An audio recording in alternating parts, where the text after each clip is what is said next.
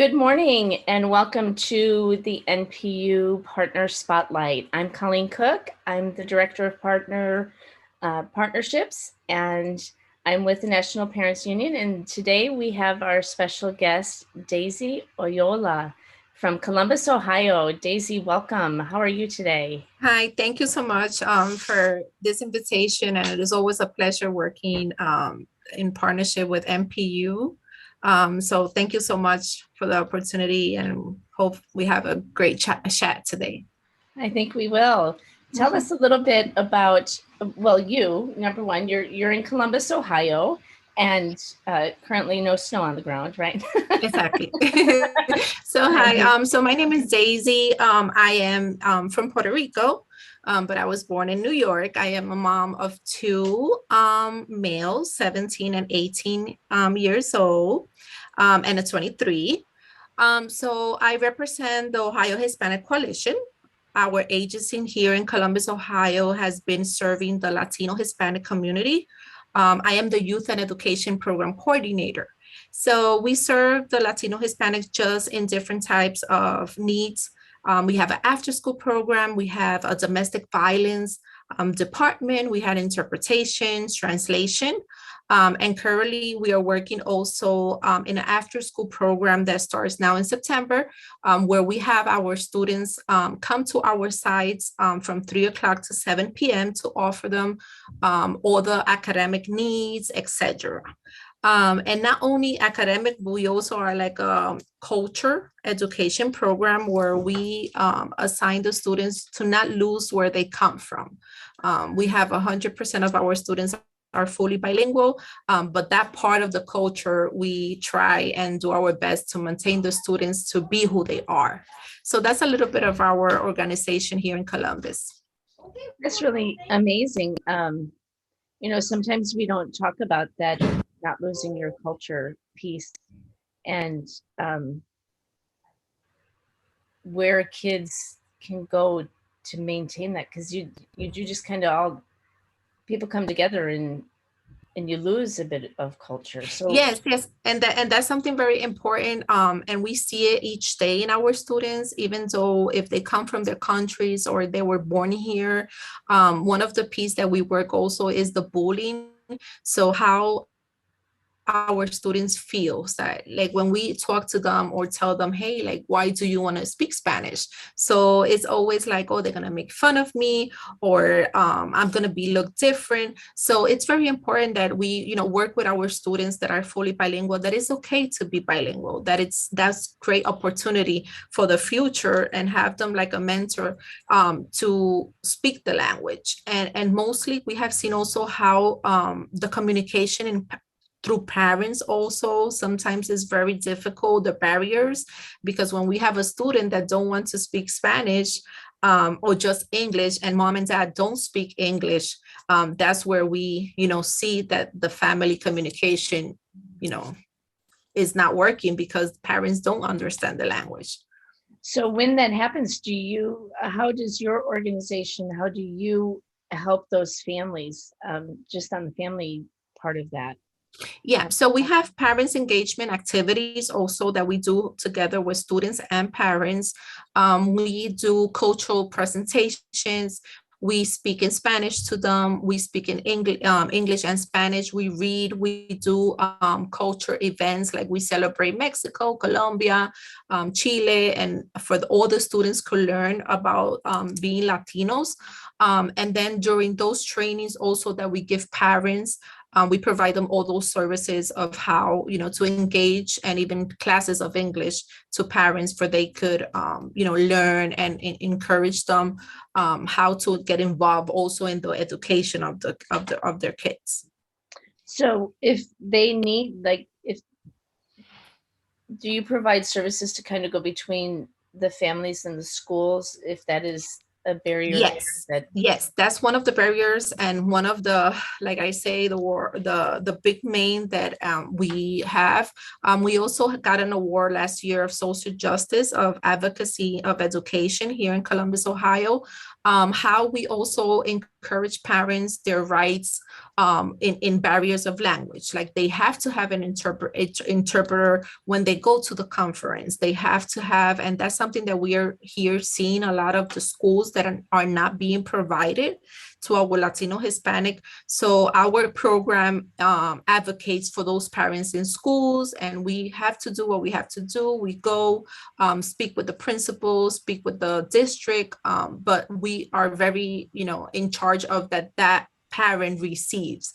Like even something small, like putting their own children to interpreter. That's something that is not correct. So our program and our organizations is in charge that those rights of the parents, the districts, and the schools have to provide them by law. That's wonderful. And your services that you provide, how do families find you? So we do outreach. We have that communication also with the district. We also use our media, social media, our Facebook, and all the media to help outreach. Like I said, also we provide the services among the other departments that we have. And like here in Columbus, we are the only agency right now that works directly with the Hispanic community. The only one. The only one, yes, culturally and linguistic. There's could be a lot of agency that provides, but we have our staff fully bilingual, Spanish, interpreters bilingual. So, services can be provided by other agencies, but we are the only one right now culturally and linguistically working with the community. That's amazing. Now, are you aware of any other organizations like your organization in different states? Have you found? So yes, we have had some partnership like with Cleveland, but our main central right here in Columbus. So we work directly with Columbus, Ohio. But we participate with agency like Unidos USA, that there's from different types of states. We are part and affiliate with that agency. So, but directly in Columbus, we're the only ones. That's pretty amazing. Hopefully there will be others who see the need and fulfill that need in their communities all throughout the country, because it is really truly, I know I see here in our area in Oklahoma, with just different cultures, and when people come and they can't really speak the language truly, they rely on the children, and it puts a lot of I'll see a first grader working as interpreter, which is always, it's very impressive to me, because to see them, yes. These kids can speak two languages so young, and but it does put a tremendous amount of pressure to see the teacher or an adult speaking to the child and the child interpreting, and we need to do better. Yes.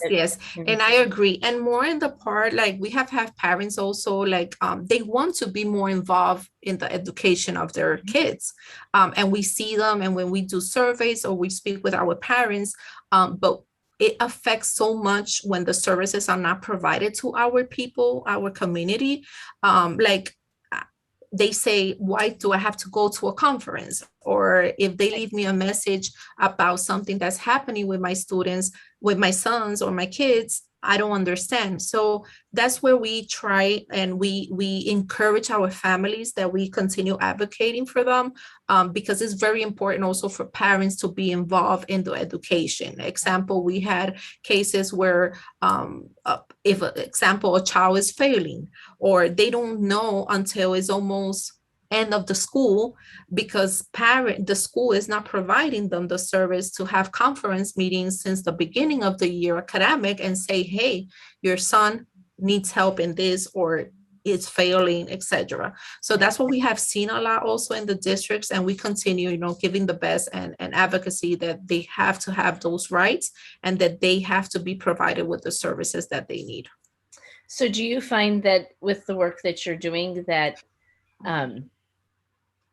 you could grow and just continue, like, are you, I don't want to use overworked because that's not it, but the staffing that you have is, do you find that you could continue to grow and just Yes. continue to serve, and that the more you serve, the more you realize that there's more to serve? More needs, yes. And we see it always. We see it in our programs. We only could serve by funds a certain amount of students.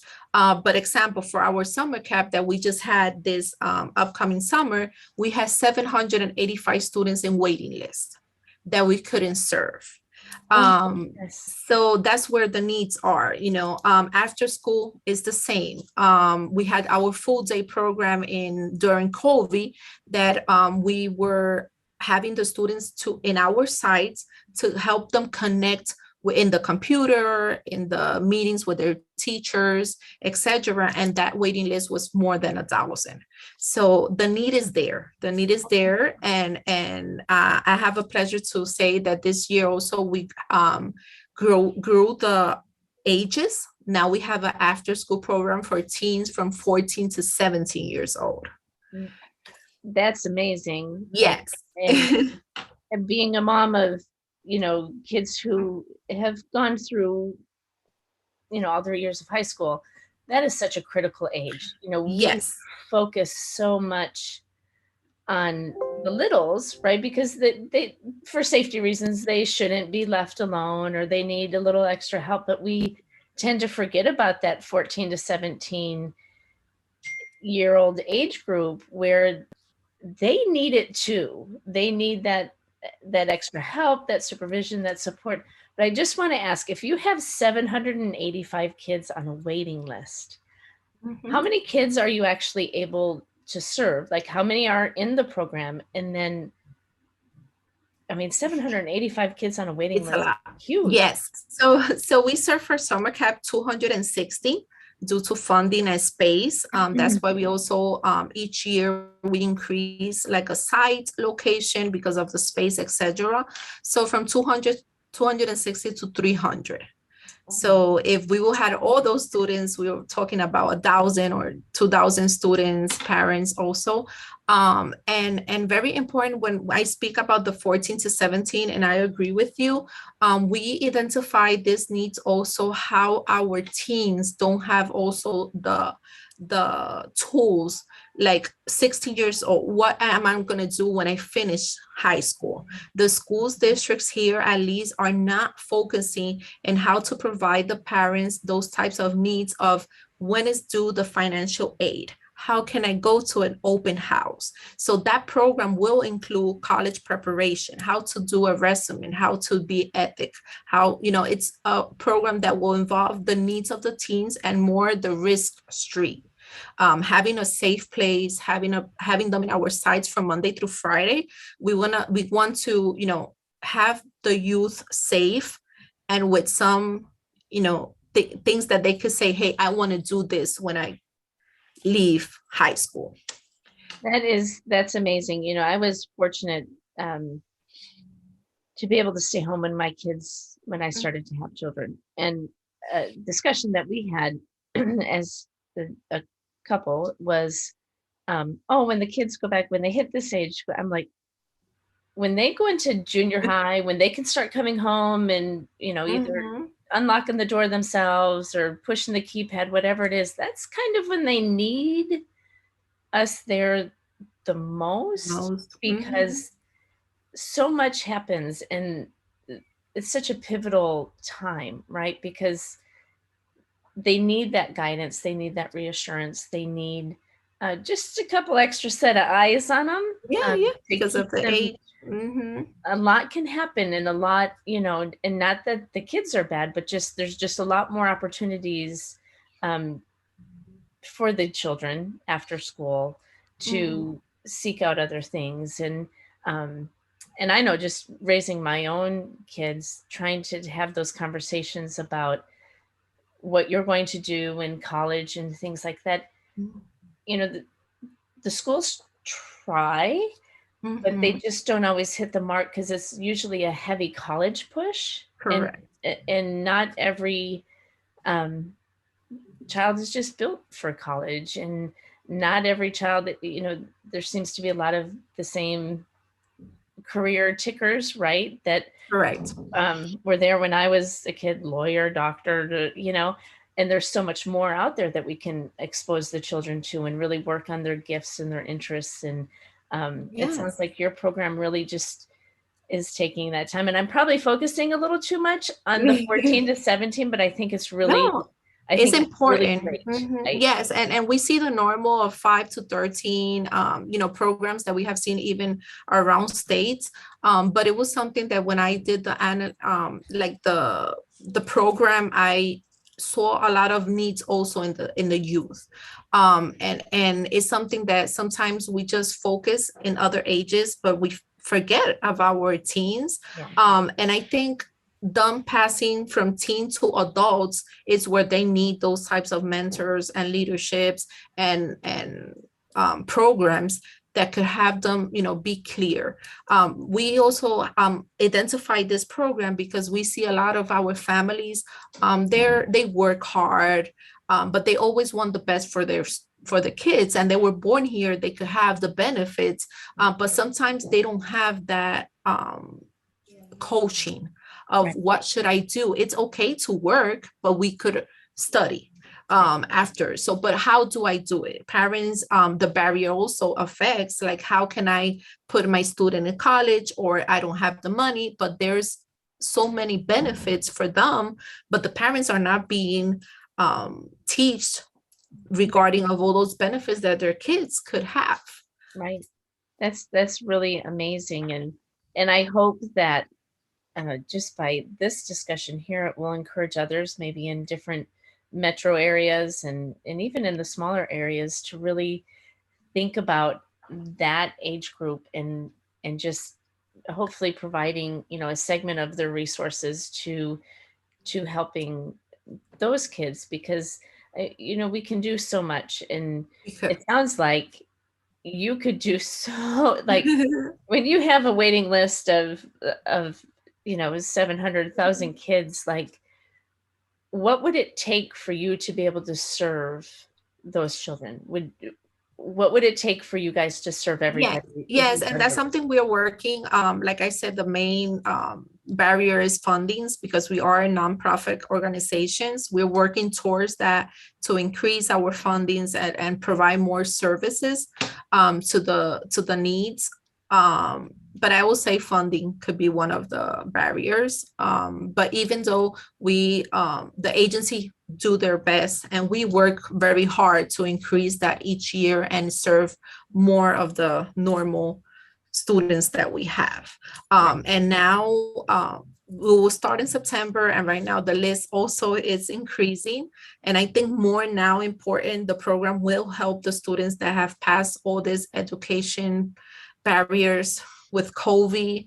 In the summer, we even implement them to read, to continue learning math, etc., because we have students even from third grade that forgot to read. And it's very sad, but it's the truth. Our students that came back to summer, we saw them frustrated. The social emotional part was very, very difficult for our students. I think that summer camp also helped. Like, they needed to have a friend, they needed to do activities, physical. We did have all the safety procedures. We did not have any COVID positive. So we did the best, to provide the students that we had, to not lose that knowledge. Very important that when they come back to school, is going to be, I believe, another difficult year because they have to come back to track. So Yeah. It's you talk about forgetting how to read.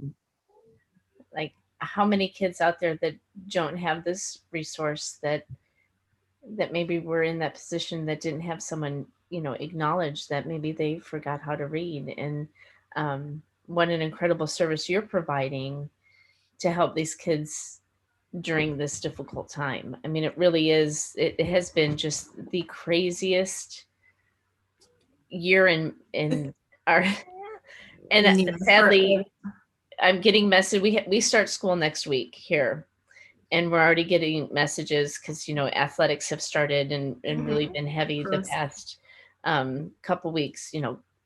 COVID positive case here, COVID positive case there, and um, I'm kind of thinking that maybe it's going to be another difficult year It for will. our kids. It will. So, do you have a plan in place? It sounds like you served these children very efficiently and very well during the COVID period and have plans for maybe a more regular school year coming Mhm. up. But Yes. So we do. We already have been in contact also with the school districts also to have the monthly meetings we have, because we work in the after school, we work towards what the students are being given in the schools. So our tutors are already preparing those curriculum. We work regarding the standards of the districts.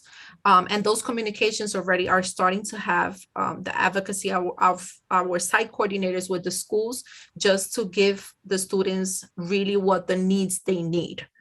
Because every student is different. We have students that are in another level. We have students that read under 2 levels. So we also provide them with those services. Like we go in the partner with the schools, always advocating in the schools for the well-being of the students. So that's something that we will start, and we're working already towards that plan, for those students that we receive in the after school could have all the help academic that they need and social emotional. so, do you find that the schools are very receptive and positively responsive to the services that you provide? Do you work really well with the schools, or how So is it the could be a atmosphere there? struggle. Some of them like me, other don't, because my job is to advocate for our Right. students and parents, and that's something that even with NPU I learned when we were in New Orleans, and all the trainings that you guys do, etc. I always in there to learn more about you guys also that are excellent with the parents. So yes, they are very, sometimes I have to be sometimes very there with them, but it's done. It's done. And like I said, is if I have to go with 5 parents, 10 parents, and meet with the principal or with the district or just for the students, our staff is always there to provide. That's really amazing. Do you ever see the school kind of initiating contact with you to uh, serve a family and advocate for families that they see? Are you becoming like, is that relationship? Yes, the relationship has grown. It's not perfect, but it has grown. Even in the after school, even the teachers refer to our programs or email us, or hey, I have this student that it just came from El Salvador or from Colombia and needs help. So they refer to us, and then from there we just do an intake with the parents and then accept them in our after school. And we have had students that have just arrived here to Columbus, in example, in October, and already in February now they don't want to speak Spanish. So the schools do because they know that the services that we provide also will be helpful for them, because sometimes that's the other thing that we also verify with the schools. Are the students ready to go to the next level?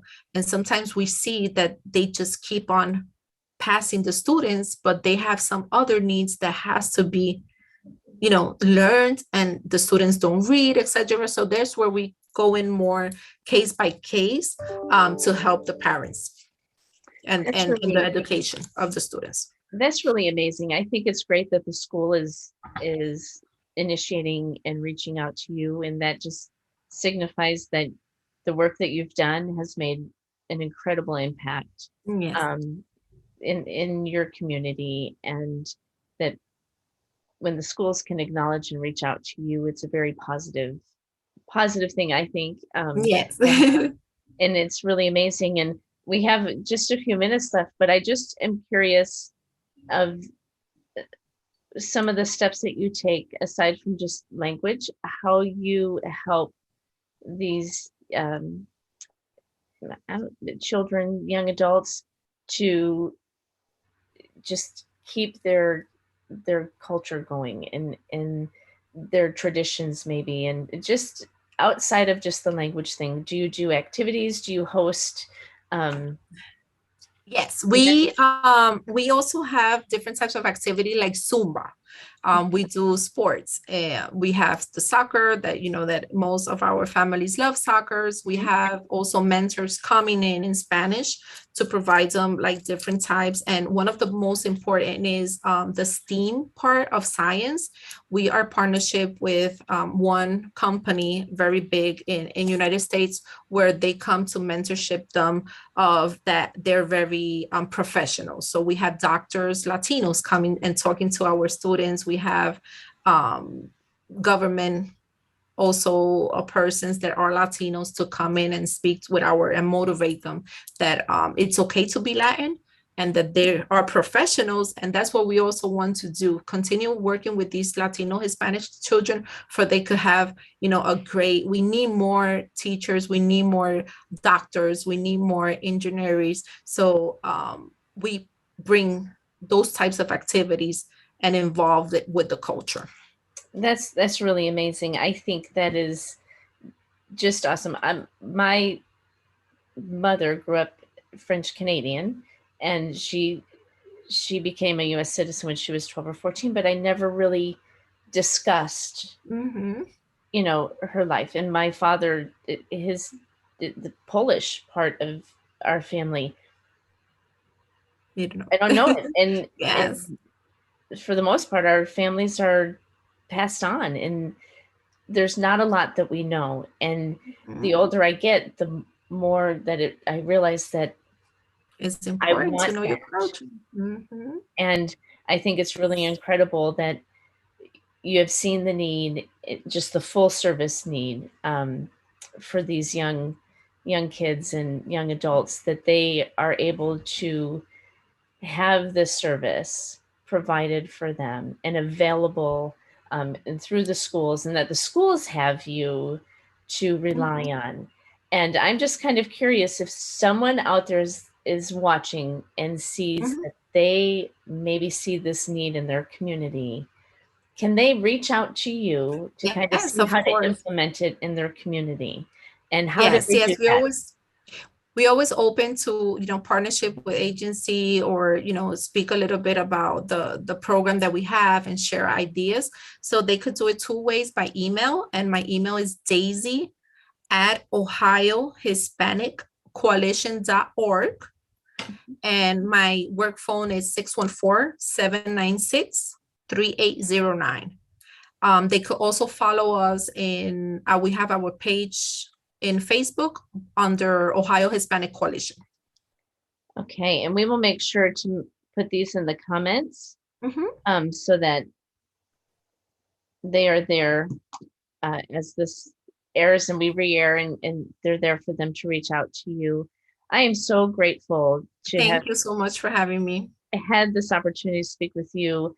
I am going to seek out in my own area, uh, agencies like yours that serve our community, and I know exactly who to call to Mhm. see, because it's Robert, and just heads up, Robert, I'm giving you a call. Um, We're here to serve, and we're happy more to meet and partnership with any agency and you guys more to continue serving our community. well, I'm just grateful for the work that you do, and grateful that you're part of NPU, and that we can continue to do this work together. And I look forward to connecting people with you so that we can Yeah, get of course. this work done all over, and just serve our children. And it sounds like you're just serving these kids greatly, and I would love to see you not have a waiting list at all, because Yeah. you're able to serve all those children. But I think it's incredible and speaks volumes of the work that you do, that so many children are on a waiting list. Thank you so But much.